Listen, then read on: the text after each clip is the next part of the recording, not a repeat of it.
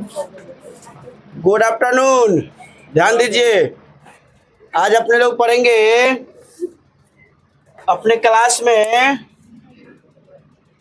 Class 9th और पढ़ेंगे हम लोग केमिस्ट्री। क्या पढ़ेंगे? केमिस्ट्री। अपने सिलेबस में केमिस्ट्री का तीसरा चैप्टर होगा और चैप्टर का नाम है परमाणु, अणु और आयन। समझे? अपने सिलेबस में तीसरा चैप्टर है परमाणु, अणु और आयन। समझे? तो चलिए पढ़ते हैं आज अपने लोग परमाणु, अणु और आयन। दिखाई दे रहा है ना? चलिए, परमाणु, अणु और आयन, ये चैप्टर है आपका। अंग्रेजी में बोलेंगे इसको atom, molecule and ion. Ion से लगा दीजिए, आयन। समझे? परमाणु, अणु और आयन। समझे? तीसरा चैप्टर केमिस्ट्री का परमाणु, अणु और आयन। सबसे पहले समझिए, परमाणु, अणु, आयन से पहले हम आपको बताते हैं कि अभी तक हमारे इस जगत में, संसार में कितने तत्वों का खोज हो चुका है। कल हम क्लास 10th में बताए थे और आप लोगों को भी बता रहे हैं कि अभी तक कुल मिला के 118 तत्व खोजे जा चुके हैं। कितने? 118। तो ये अभी तत्व है और प्रत्येक तत्व का जो छोटका कण होता है वो होता है परमाणु। वो क्या होता है? परमाणु, अति सूक्ष्म कण। किसी भी तत्व का जो अति सूक्ष्म कण है वो क्या है? परमाणु है। कैसे होते हैं परमाणु, उसका गुण क्या है, ये आगे हम बताएंगे। पहले हम आपको यहाँ बता रहे हैं एलिमेंट्स के विषय में, तत्व के विषय में। तो संसार में कितने एलिमेंट्स खोजे जा चुके हैं? 118 एलिमेंट्स। समझे? एलिमेंट्स अर्थात तत्व, तत्वों का जो खोज हुआ है वह 118। 118 तत्व में धातु, अधातु, उपधातु हैं। तो उसको हम लोग बाद में पढ़ेंगे। इस चैप्टर में धातु, अधातु के विषय में कुछ न कुछ हमको पढ़ना है। लेकिन चलिए अब बात करते हैं अपने लोग इस 118 तत्वों में इनके परमाणुओं के विषय में, और तब बात करेंगे अणु के विषय में, और तब होगा आयन के विषय में। समझे? देखिए, पंखा उनका चलता है, आयन का ही कमाल है। ठीक है? आयन कैसे होता है ये आपको आगे हम बताएंगे। चलिए आते हैं अब परमाणु पर। ठीक है? परमाणु कि परमाणु क्या है, अणु क्या है और आयन क्या है, ये सबसे पहले जान लेते हैं तीनों फैक्ट को, परमाणु, अणु और आयन। तो सबसे पहले एक ट्रिक आपको बताते हैं कि किसने परमाणु खोजा और किसने आविष्कार किया अणु का और किसने आविष्कार किया आयन का। उसके पहले देखिए, जॉन डाल्टन साहब जो थे, परमाणु के अति सूक्ष्म एलिमेंट्स के अति सूक्ष्म को बोला परमाणु, है ना। और उन्होंने बताया कि परमाणु अविभाज्य होता है, परमाणु कभी टूट नहीं सकता है। ये किसने कहा? John Dalton. जॉन डाल्टन नाम के एक वैज्ञानिक थे, उनके द्वारा बताए गए थे कि परमाणु अविभाज्य होते हैं और परमाणु जो होते हैं किसी भी एलिमेंट्स के अति सूक्ष्म कण होते हैं, अर्थात उससे छोटा कण नहीं होगा, उनको हम उनसे अधिक छोट नहीं कर सकते हैं। लेकिन यह बात असत्य हो गया। समझे? इस बात को झूठा साबित किया गया। किसने किया झूठा साबित? इसका देखिए एक ट्रिक है, द गोपचन।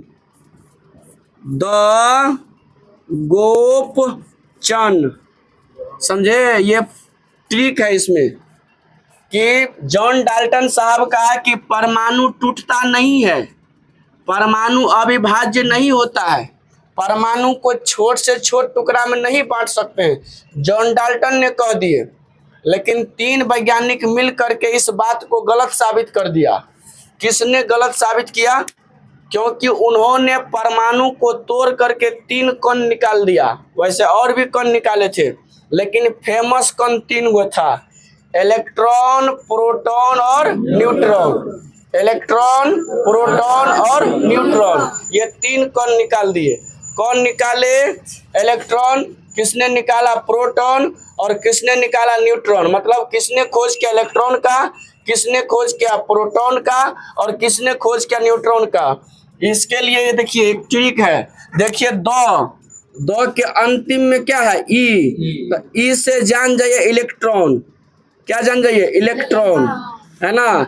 और टी एस से होता है थॉ। तो थॉ से समझिए थॉमसन। थॉ से क्या समझिए? थॉमसन। तो जे थॉमसन नाम के वैज्ञानिक ने आविष्कार क्या किया? इलेक्ट्रॉन।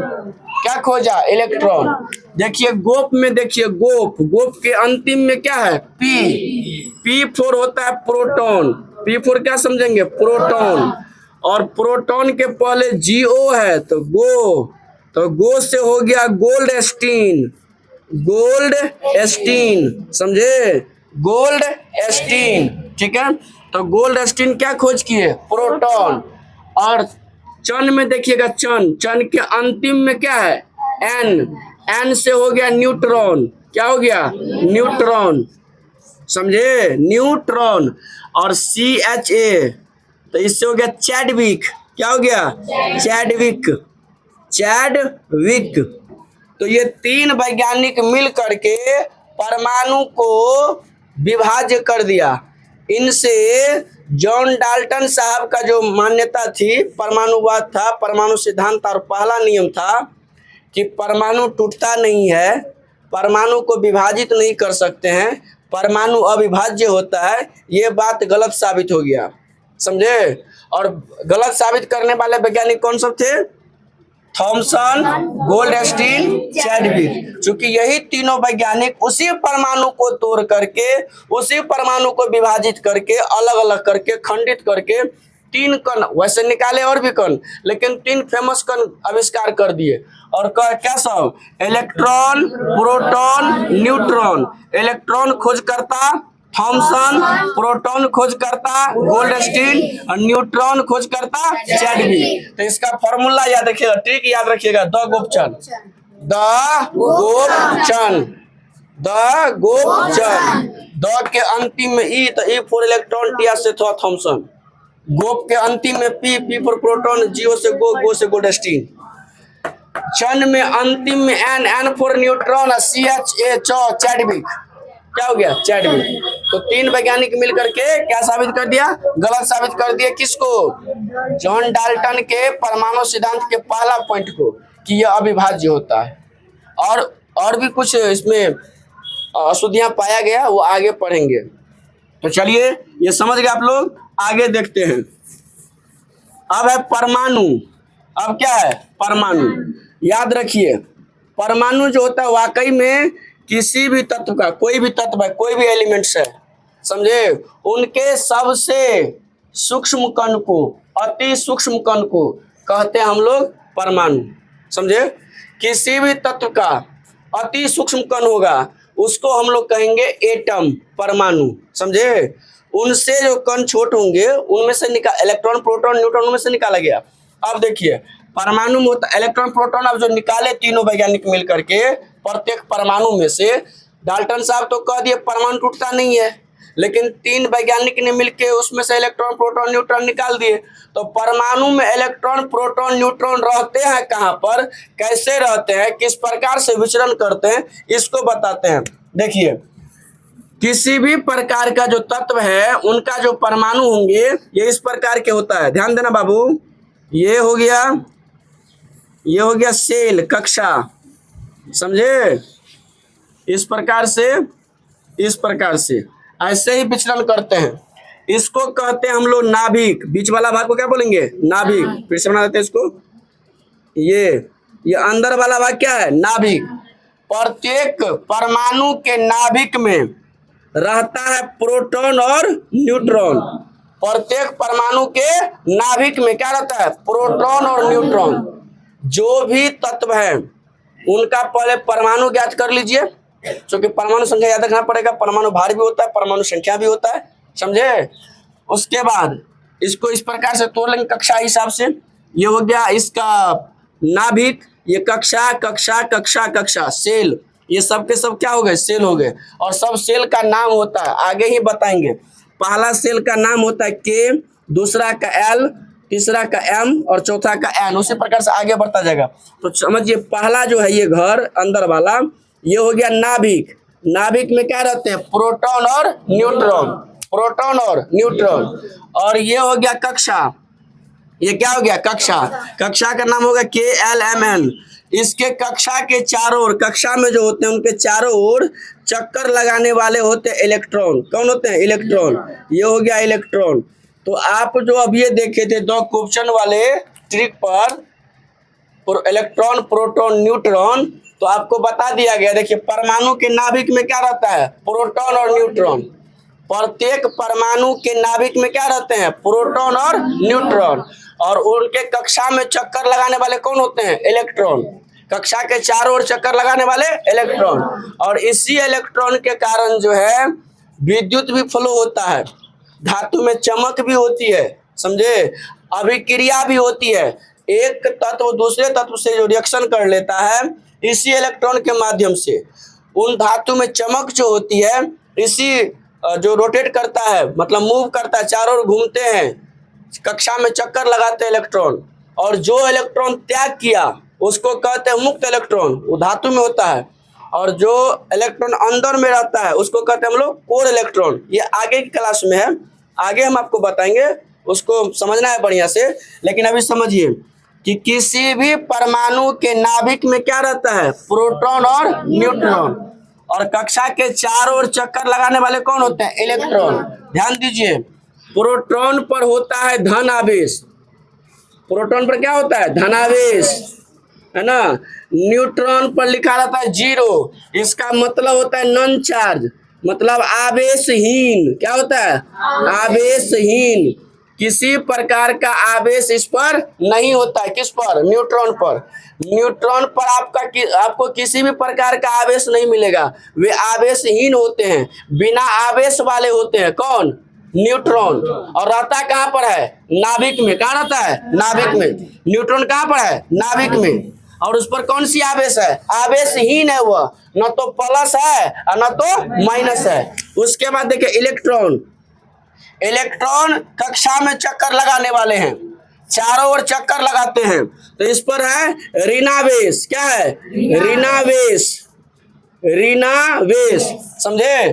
तो इसीलिए हम P पर क्या लिख दिए ऊपर में? प्लस, N पर क्या लिख दिए ऊपर में? जीरो, और E पर क्या लिख दिए ऊपर में? माइनस। इसका मतलब प्लस चार्ज, नॉन चार्ज और माइनस चार्ज। धनावेश, ऋणावेश, नॉन चार्ज, आवेशहीन। न्यूट्रॉन आवेशहीन। आपसे पूछ देंगे परमाणु का ऐसा कौन सा कण है जिस पर किसी भी प्रकार का आवेश नहीं होता है? तो क्या कहिएगा? न्यूट्रॉन। क्या कहिएगा? न्यूट्रॉन। परमाणु का ऐसा कौन सा कण है जिस पर धन आवेश रहता है? क्या कहोगे? धनावेश, सॉरी प्रोटॉन। क्या बोलेंगे? प्रोटॉन। और किस पर होता है ऋणावेश? तो क्या बोलेंगे? इलेक्ट्रॉन। तो समझ में आ गई ना। प्रत्येक जो भी आपको लेना है, जो भी तत्व लेना है, मतलब सभी में इस प्रकार के परमाणु का मॉडल होगा। ये परमाणु मॉडल हो गया, ये हो गया नाभिक, ये क्या हो गया? नाभिक। और ये हो गया कक्षा, ये क्या हो गया? कक्षा। तो नाभिक में रहते हैं प्रोटॉन, न्यूट्रॉन, प्लस चार्ज वाले और नॉन चार्ज वाले। और उनके कक्षा में चक्कर लगाने वाले होते हैं इलेक्ट्रॉन, जो माइनस चार्ज के साथ, निगेटिव चार्ज के साथ चारों ओर रोटेट करते हैं, चारों ओर घूमते हैं अपने कक्षा में, समझे। एक अब देखिए, आप लोग पहला क्लास में पढ़े होंगे, मतलब इस केमिस्ट्री का पहला क्लास, पहला चैप्टर में, कि इनके बीच में, मेटर के बीच में दो चीज होता है। एक आपको बताया गया था अंतरान्विक, अंतरान्विक स्थान, अंतरान्विक स्थान, और दूसरा बताया गया था अंतरान्विक बल, अंतरान्विक बल। ये दो चीज आपको बताया गया था, एक अंतरान्विक स्थान और दूसरा अंतरान्विक बल। इन्हीं दो इलेक्ट्रॉन के बीच में जगह बच जाता है उसको कहते हैं अंतरान्विक स्थान। और ये इलेक्ट्रॉन जो एक दूसरे को पकड़े हुए रहते हैं, जिस मजबूती के साथ, जिस बल के साथ, जिस फोर्स के साथ, उसको कहते हैं हम लोग अंतरान्विक बल। ये पहला चैप्टर में था।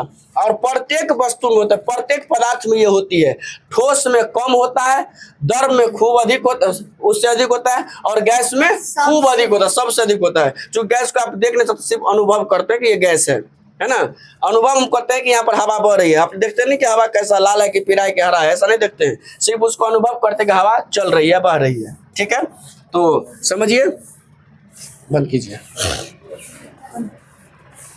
बंद